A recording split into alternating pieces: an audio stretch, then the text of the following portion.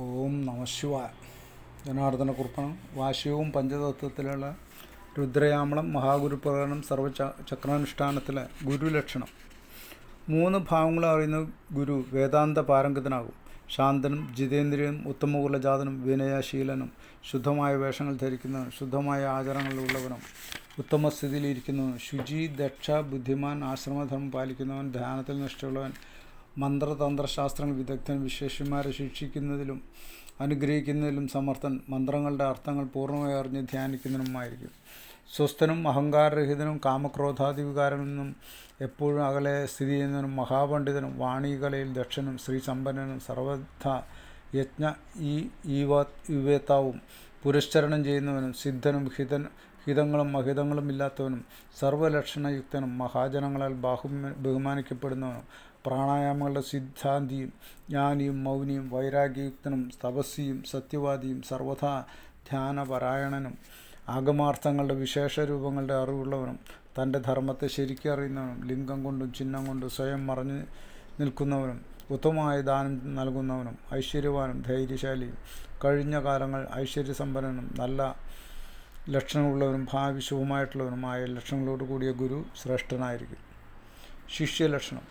ശ്രേഷ്ഠന്മാരായ ശിഷ്യന്മാർക്ക് മാത്രമേ ഗുരുവിദ്യകൾ അഭ്യസിക്കാവൂ.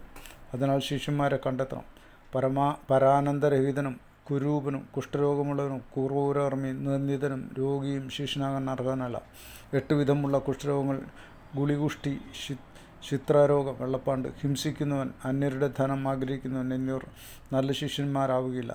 സ്വർണ്ണക്കച്ചവടം കള്ളൻ മൂർഖൻ മഹാവിശുക്കൻ കറുത്ത പല്ലുള്ളവൻ കുലാചാരരഹിതൻ സമാധാനമില്ലാത്തവൻ ചഞ്ചലൻ പാപി നേത്രരോഗി പരതാരഗാമി സംസ്കാരമില്ലാത്ത വർത്തമാനങ്ങൾ പറയുന്നവൻ സ്ത്രീയുടെ ആജ്ഞയിൽ വസിക്കുന്നവൻ കൈകൾക്ക് അധികം നീളമുള്ളവൻ അധികം അംഗങ്ങളുള്ളവൻ 6 വിരൽ പോലെ എന്നിവയെയും ശിഷ്യരാക്കരുത്. കപടാത്മാവ് ഹിംസകൻ വളരെയധികം ആവശ്യമില്ലാത്ത കാര്യങ്ങൾ സംസാരിക്കുന്നവൻ ധാരാളം ഭക്ഷിക്കുന്നവൻ കൃപണൻ നുണ പറയുന്നവൻ എന്നിവരെയും ശിഷ്യരാക്കരുത്.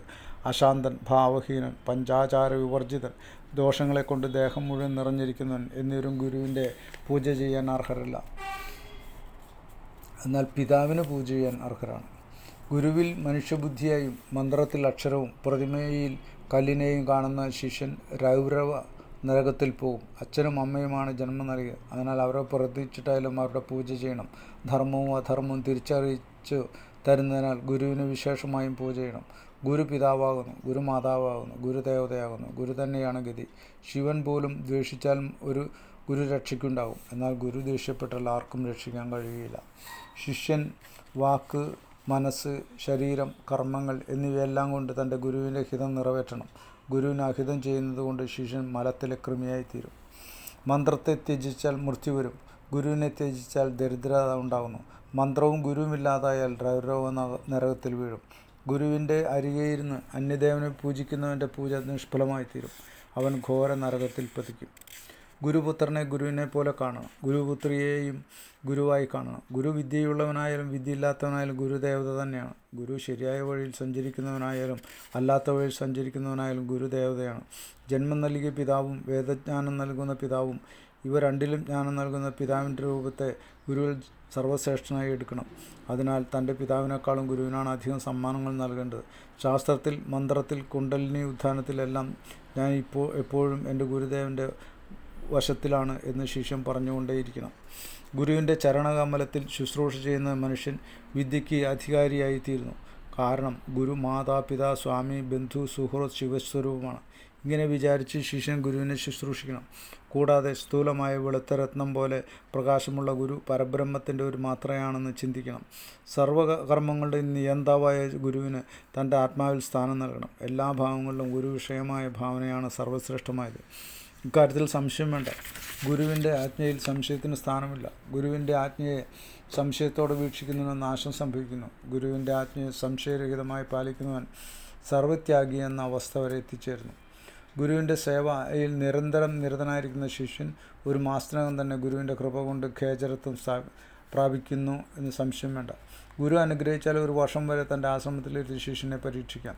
ഗുണദോഷ ലക്ഷണങ്ങളെയും അവൻ്റെ ഗുണദോഷങ്ങളെയും അറിഞ്ഞ് മന്ത്രദീക്ഷ ചെയ്യണം. അങ്ങനെ പരീക്ഷിച്ചറിഞ്ഞ് ചെയ്തില്ലെങ്കിൽ ദോഷാധിക്യം മൂലം സാധകൻ്റെ സിദ്ധിയും പൂജയുടെ ഫലവും നഷ്ടമാകും. കാമി കുടിലൻ ജനങ്ങളെ നിന്ദിക്കുന്നവൻ, നുണ പറയുന്നവൻ, കണ്ണീരൊഴുക്കുന്നവൻ, സാമർഥ്യമില്ലാത്തവൻ, ബുദ്ധിഹീനൻ, ശത്രുതയാക്കുവാൻ ഇഷ്ടമുള്ളവൻ, എല്ലായ്പ്പോഴും പാപകർമ്മങ്ങൾ ചെയ്യുന്നവൻ, വിദ്യാശൂന്യൻ, ജഡാത്മകൻ, കലിയുഗത്തിലെ കലഹങ്ങളെല്ലാം പെട്ടുകൊള്ളുന്നവൻ, വേദക്രിയകളെ അറിയാത്തവൻ, ആശ്രമാചാരങ്ങൾ ചെയ്യാത്തവൻ, അശുദ്ധിയായ അന്ധകരണമുള്ളവൻ, എല്ലായ്പ്പോഴും അശുദ്ധിയിൽ ശ്രദ്ധയില്ലാത്തവൻ, ധൈര്യഹീനൻ, ക്രോധി, ഭ്രമത്തോടുകൂടിയവൻ, നല്ല ചരിത്രമില്ലാത്തവൻ, ഗുണരഹിതൻ, പരതാരകാമി, രാപകൽ ചീത്ത ചിന്തകളോട് കൂടിയും ഭക്തിയില്ലാത്തവൻ, ഇവിടെയും വിശേഷങ്ങൾ അവിടെയും അവിടുത്തെ വിഷയങ്ങൾ ഇവിടെയും പറയുന്നു, അനേകവിധത്തിൽ നിന്ദ കൊണ്ട് മനസ്സ് നിറഞ്ഞിരിക്കുന്ന ഇവരെ ശിഷ്യരാക്കാൻ പാടില്ല. ഇങ്ങനെയുള്ള ശിഷ്യന്മാരെ ഒഴിവാക്കാതെ മോഹിച്ചു പഠിപ്പിക്കുന്ന ഗുരു ശിഷ്യനെ പോലെയോ അല്ലെങ്കിൽ അല്പം വിശിഷ്ടമായതോ ആയ നരകത്തിൽ ചെല്ലും. ഇങ്ങനെയുള്ള ഗുരുവിൽ ശിഷ്യൻ്റെ പാപം പടരുന്നു. ഇതിനാൽ ഗുരുവിൻ്റെ ശുദ്ധിയും സിദ്ധിയും നഷ്ടമാകും. നരകത്തിൽ ചെന്ന് പതിച്ച സർവ്വകാര്യങ്ങളും നഷ്ടമായിത്തീരുന്നു. അതിനാൽ ഗുരു ശിഷ്യന്മാരെ നന്നായി പരീക്ഷിച്ചതിന് ശേഷം മാത്രമേ സ്വീകരിക്കാവൂ. അല്ലെങ്കിൽ ശിഷ്യൻ്റെ പാപം മൂലം ഗുരുവും നരകത്തിൽ പതിക്കും. ഭർത്താവ് ഭാര്യയ്ക്ക് ദീക്ഷ കൊടുക്കരുത്, പിതാവ് മകൾക്കും ദീക്ഷ കൊടുക്കരുത്, പുത്രനും കൊടുക്കരുത്, സഹോദരനും കൊടുക്കരുത്. ഭർത്താവ് സിദ്ധമന്ത്രജ്ഞനാണെങ്കിൽ ഭാര്യയ്ക്ക് ദീക്ഷ കൊടുക്കാവുന്നതാണ്. മന്ത്രത്തിൻ്റെ ശക്തിയിലും അയാൾ ഭൈരവനാണ്. ഈ കാരണം മൂലം സിദ്ധൻ പത്നിയെയോ പുത്രിയെയോ കാണരുത്. മന്ത്രത്തിലെ അക്ഷരങ്ങൾ ദേവതമാരാണ്. ദേവത ഗുരു സ്വരൂപമാണ്. അതിനാൽ മന്ത്രവും ദേവതയും ഗുരുവും തമ്മിൽ ഭേദബുദ്ധി ഉണ്ടാവരുത്. നമഃ ശിവായ.